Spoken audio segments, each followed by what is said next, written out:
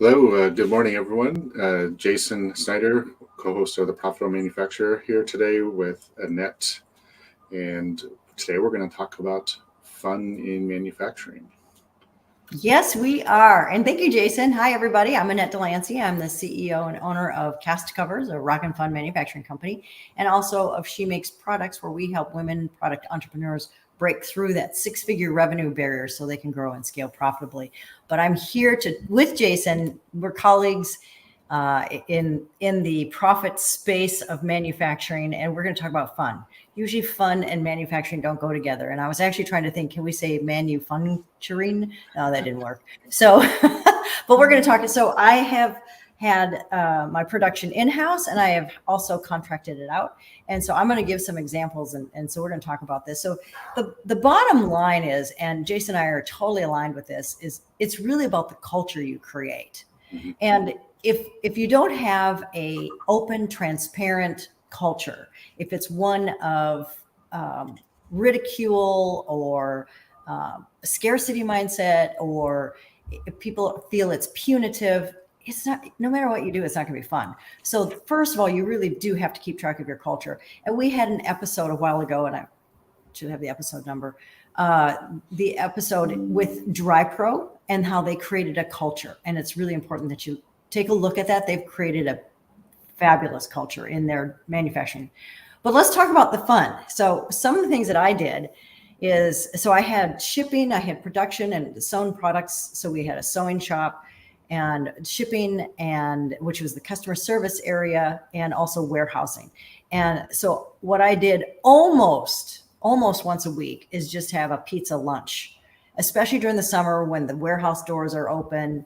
And it was just a quick thing that we just all sat down and had pizza. Some people just grabbed their slices and sat out on the curb, but most people stayed in the group and at the table, and we just talked. We just shared stories.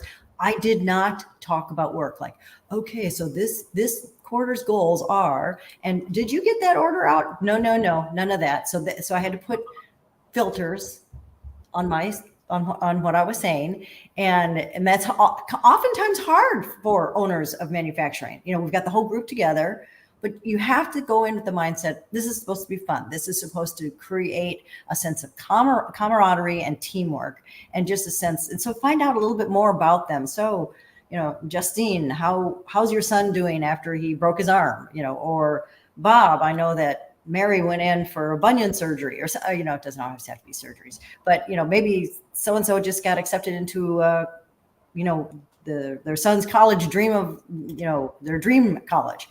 Just make sure that you stay on top of that. So some of the other fun things I did is at Christmas, I remember one in particular, I had some offices that were not necessarily being used as offices, but they were used more for storage of our inventory. And this is before we could expand into bigger space. Again, we're making sure the Peterson principle applies, our profit first background. But so what I did is I hired, and my entire team at the time was 90% women and 10% guys. So I hired a masseuse, so massage therapist, and a manicurist slash podiatrist. And they were in different rooms, and I could sneak them in a different door. So they knew something was up, because they knew that they were off at 1 o'clock. We were going to have lunch and just have a fun day. And they didn't know what it was. And they were so incredibly excited. They could choose between a 30-minute massage, or a 30-minute manicure, or a 30-minute pedicure. And it actually ended up where they could choose two. I thought it was only going to be one, but they could choose two. And then they could leave for the weekend. I think it was right before Christmas or something like that. And it was the spirit. I had Christmas music blaring, and I had treats set out. And people talked about that for years. It was a very inexpensive way of recognizing my employees. Now, what did the guys do? Actually, some of them got pedicures, but most of them got massages. And they stayed longer so they could get them. And so I did try to stack the women up with the manicure and pedicurists first. So that was a lot of fun. Jason, before I jump into others, do you want to say anything? Yeah, it's something we try to do on a monthly or every other week basis. I think it is now. We have a happy hour call and bring the team together, play some games or something akin to that. So we're not talking about work and something we're doing, and because we're a fully virtual team. That's wonderful. And how often do you do that? We did it for a weekly for a while, and I think it's every other week right now. Okay, I think that's great. One of the things that I also did, because once I had subcontractors and virtual teams, I hired a chef in her home, in her kitchen, and we had a cooking class. I gave everybody the ingredients like 4 days before. They didn't know what it was for, and we made this wonderful meal that they could share with their family that night. So I made sure that any sensitivities or allergies to foods was considered. So, but it was just something we all did together with our laptops running, and we just all made our meal. And it was a wonderful way of just connecting and talking about it again. And I think that those are fun things to do, particularly with a virtual crowd. Yeah, I was just agreeing. Yes. Oh, okay. And so another thing that I did was, well, it was a spur of the moment. This is important. This is part of the fun. So you do things that are spur of the moment. So we had was it a gas leak? We had something where we had to call the fire department. I mean, this is a while ago. And the firefighters came, and they were all very young and good looking. And I have women on staff and they were tripping over themselves to look at these firefighters. And many of my women were young and pretty themselves. So the firefighters were also kind of like hanging around. And so I quickly knew which one of my team members were a pretty good photographer. And we happened to have a camera because we had product. I said, I want you to start getting pictures with all the firefighters and the team. And so then we had this wonderful album created of this. And I can't even remember what I said. It was something very fun, nothing that you couldn't show your mother. Just very fun. And they still talk about, when I run into my employees back then, we're talking 10 years ago, they still talk about that. And I allowed it to happen. It wasn't like, oh, stay at your stations. Don't, come on, they're just here to check out. No, come on, go with it. Go with the flow. Now, if it was a plumber, I probably wouldn't have said the same thing. But the firefighters, because they came up in their fire engine and they're in their fire regalia, it was an event, and a couple of times we had, the cable guy come out. Well, no, work still goes on. Another thing that I did is when I was doing Facebook Lives and showing our new products, I would have the team just kind of walk by and do photo bombs. That's not what they were called at the time, but that's what they did. I actually said, okay, I want you all to walk behind me and go, I'm Kim, I'm Sarah. And so that was also fun. It was fun for them, something to talk about. I also included them in a lot of the product videos. So I would shoot the product videos, the how to try on, how to size, measuring tape with my team.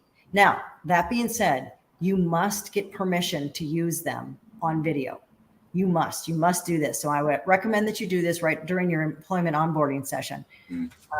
Because there was one time when one employee walked behind me. She just happened to walk behind me. And I said, oh, here, come say hi, because she was a customer service. And she said, hi, I'm so-and-so. And she walked off. That was it. She smiled and hi, that's it. And she actually notified the Department of Labor that I forced her to go on camera. And the Department of Labor wanted to fine me or sanction me, and they didn't.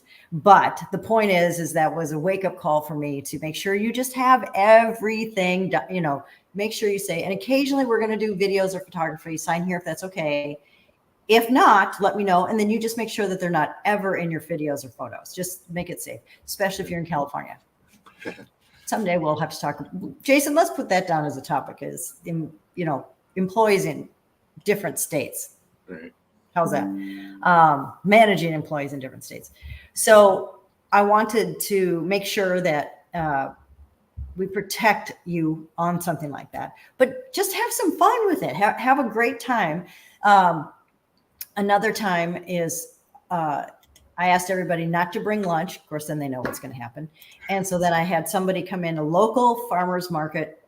Farmers came in and brought their food. Some of them really went to town on it and gave them extra jars of things and stuff so they could take it home. And it was a really neat way, because we were in a small town, an agricultural town. So it was a good idea to include them and include the community. Those are some ideas I've had off the top of my head. Anything else, Jason? Yeah, it's the little details of making it use the word human, and not that other people are making it like a robot or their machines, is just making it more human, and humor is a part of humanity. Yes, exactly. So. Yeah, and the best way to look at it as a CEO, as the owner of a manufacturing company, is don't look at your people as employees. They're people first. Mm-hmm. They have lives, they have concerns, they have worries, they have joys, they have a life. No, they don't think of their job as their world like we think of the business as our world. We have to keep that in perspective, and might as well make it fun, right? And so the other thing I did is I would flip the chart. I always did it a month in advance, big, huge paper flip chart calendar. And I would have everybody gather around. This one I had a smaller staff, maybe 8 or 9 people, employees, and say, okay, put your vacation days down if you have them, or your birthday or your work anniversary. Because the one thing I always did is I gave them their birthday off and I gave them their work anniversary day off. And so this was neat for them to just gather around quickly, and sometimes they would run because they would already have been talking about it. They both wanted Tuesday off or something for some reason, and so whoever put it down first. And sometimes there were these wonderful skirmishes and laughter. It was great. And another thing that I did was I did a time study on how much it would take to create. So I said, okay, everybody, I just walked in and I said, okay, put everything down. For the next half hour, we're going to do a time study of XYZ product. And there will be prizes at the end. It's just a half an hour, and so go for it. And I think I mentioned this in another episode, Jason, that they did it, and they were having fun. Music was blaring. We're just having fun, and just showed how much they could get out in a half an hour. It was kind of fun, and I can't even remember what my prizes were. They were gift certificates or something. I can't even recall. But there was something. But a week later, one of the employees quit because she couldn't take the stress. So you just never know. It's like, okay, that was not the intention of the time study at all, but that's what happened. And it's just an interesting outcome of this. Right. Anything else? Yeah, and I think the other thing to add to this is you can be intentional about this as well. If you're coming from a place where this hasn't been part of your work culture, I don't think just starting full bore as some of the items we're talking about into it is going to work well. You want to, I guess, lean into it a little bit at a time, but be intentional about it, of where you want to go as you want to add this to your company culture. Part of that intentionality is also to walk the floor, as I call it. Mm-hmm. You can't get over how much you learn. I don't care if you have 3 employees or 3,000 employees or 30,000 employees. If you walk the floor of your manufacturing facility, if you walk the floor of where your products are displayed in retail sites, if you walk the floor and talk to your customers, talk to your employees, it's amazing what you hear. But you have to listen. Don't just ask the questions and then, start looking at your phone. Really intently listen to them, and it's amazing what you'll pick up. And they'll tell you, I really wish that this system did this. And they could have a great idea. They're the ones that are in it and using it. And so they're a wheelhouse of information. Wheelhouse of information. I don't think that's the right phrase, but you know what I mean. But it is a wonderful way of getting the information that you need. Every CEO needs to make it top priority to walk the floor, whether it's manufacturing or whether it's the retail sites, wherever the customers are, the shipping. Even if you don't use shipping in your place, you've got vendors, that 3PLs, walk the floors, go visit them, go visit your inventory. You have to do that. Walking the floors is critical for your business. Yeah, I think should be a priority of every business leader, owner, business leader, to be in touch with your team, even people that, say, the janitor, or people that you normally wouldn't associate with or be around in your day-to-day work. And the other part is have some way to retain connection with customers as well. Yep, I agree. So you can have some fun. I'd love to have everybody who's watching this is to add some other ideas, family-friendly ideas, please, that are fun that you've used or thought of. That would be great to have that in the comment section. And I think that that's a great end to our episode. Jason, do you have anything you want to add?